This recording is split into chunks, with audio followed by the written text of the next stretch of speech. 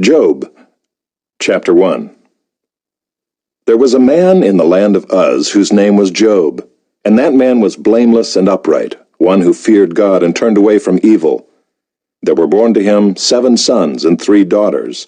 He possessed 7,000 sheep, 3,000 camels, 500 yoke of oxen, and 500 female donkeys, and very many servants, so that this man was the greatest of all the people of the East. His sons used to go and hold a feast in the house of each one on his day, and they would send and invite their 3 sisters to eat and drink with them. And when the days of the feast had run their course, Job would send and consecrate them, and he would rise early in the morning and offer burnt offerings according to the number of them all. For Job said, "It may be that my children have sinned, and cursed God in their hearts." Thus Job did continually. Now there was a day when the sons of God came to present themselves before the Lord, and Satan also came among them. The Lord said to Satan, "From where have you come?" Satan answered the Lord and said, "From going to and fro on the earth, and from walking up and down on it." And the Lord said to Satan, "Have you considered my servant Job, that there is none like him on the earth, a blameless and upright man, who fears God and turns away from evil?" Then Satan answered the Lord and said, "Does Job fear God for no reason? Have you not put a hedge around him and his house and all that he has on every side? You have blessed the work of his hands, and his possessions have increased in the land. But stretch out your hand and touch all that he has, and he will curse you to your face." And the Lord said to Satan, "Behold, all that he has is in your hand. Only against him do not stretch out your hand." So Satan went out from the presence of the Lord. Now there was a day when his sons and daughters were eating and drinking wine in their oldest brother's house. And there came a messenger to Job and said, "The oxen were plowing and the donkeys feeding beside them, and the Sabaeans fell upon them and took them and struck down the servants with the edge of the sword, and I alone have escaped to tell you." While he was yet speaking, there came another and said, "The fire of God fell from heaven, and burned up the sheep and the servants, and consumed them, and I alone have escaped to tell you." While he was yet speaking, there came another and said, "The Chaldeans formed 3 groups, and made a raid on the camels, and took them, and struck down the servants with the edge of the sword, and I alone have escaped to tell you." While he was yet speaking, there came another and said, "Your sons and daughters were eating and drinking wine in their oldest brother's house, and behold, a great wind came across the wilderness and struck the 4 corners of the house, and it fell upon the young people, and they are dead, and I alone have escaped to tell you." Then Job arose and tore his robe and shaved his head and fell on the ground and worshipped. And he said, "Naked I came from my mother's womb, and naked shall I return. The Lord gave, and the Lord has taken away. Blessed be the name of the Lord." In all this, Job did not sin or charge God with wrong.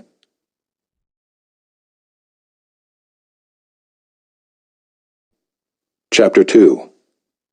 Again there was a day when the sons of God came to present themselves before the Lord, and Satan also came among them to present himself before the Lord.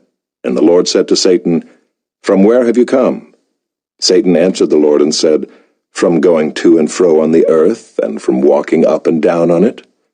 And the Lord said to Satan, "Have you considered my servant Job, that there is none like him on the earth, a blameless and upright man, who fears God and turns away from evil?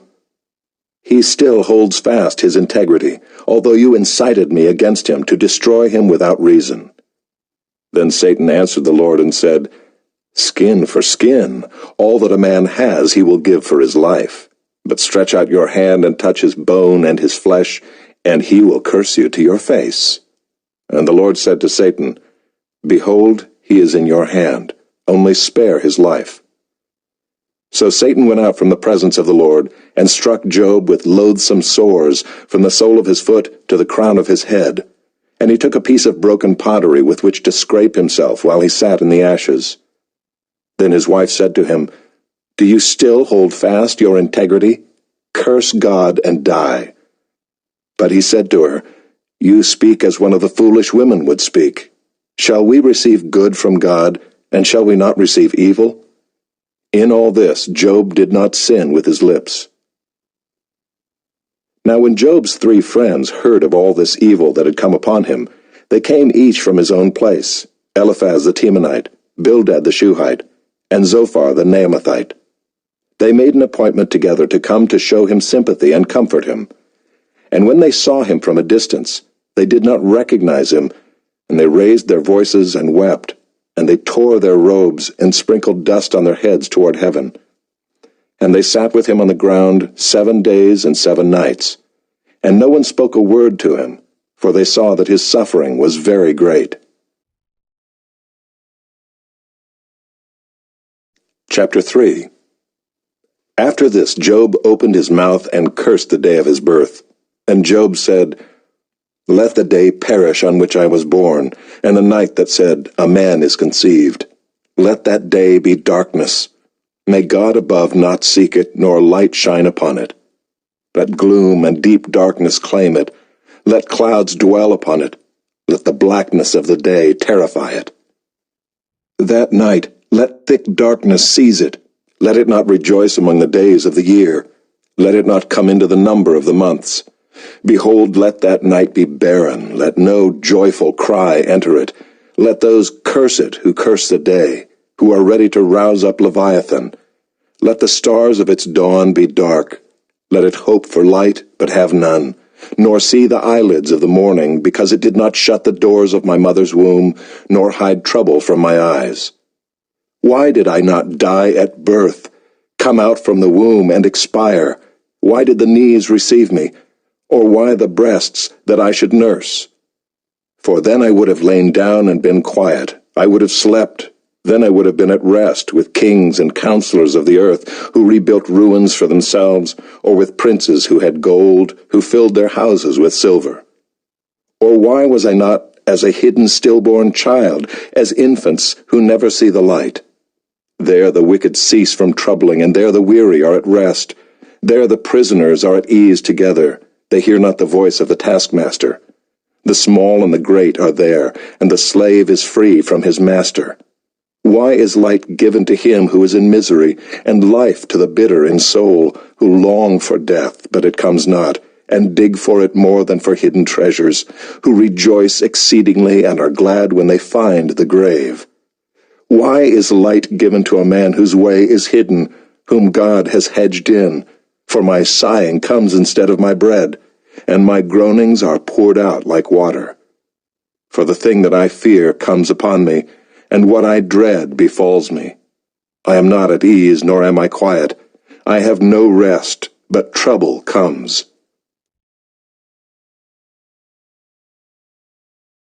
Chapter 4. Then Eliphaz the Temanite answered and said, If one ventures a word with you, will you be impatient? Yet who can keep from speaking? Behold, you have instructed many, and you have strengthened the weak hands. Your words have upheld him who is stumbling, and you have made firm the feeble knees. But now it has come to you, and you are impatient. It touches you, and you are dismayed. Is not your fear of God your confidence, and the integrity of your ways your hope? Remember, who that was innocent ever perished, or where were the upright cut off? As I have seen, those who plow iniquity and sow trouble reap the same. By the breath of God they perish, and by the blast of his anger they are consumed. The roar of the lion, the voice of the fierce lion, the teeth of the young lions are broken. The strong lion perishes for lack of prey, and the cubs of the lioness are scattered. Now a word was brought to me stealthily, my ear received the whisper of it. Amid thoughts from visions of the night, when deep sleep falls on men, dread came upon me and trembling, which made all my bones shake. A spirit glided past my face, the hair of my flesh stood up. It stood still, but I could not discern its appearance. A form was before my eyes. There was silence. Then I heard a voice. Can mortal man be in the right before God? Can a man be pure before his Maker? Even in his servants he puts no trust, and his angels he charges with error. How much more those who dwell in houses of clay, whose foundation is in the dust, who are crushed like the moth? Between morning and evening they are beaten to pieces. They perish forever without anyone regarding it. Is not their tent cord plucked up within them? Do they not die, and that without wisdom?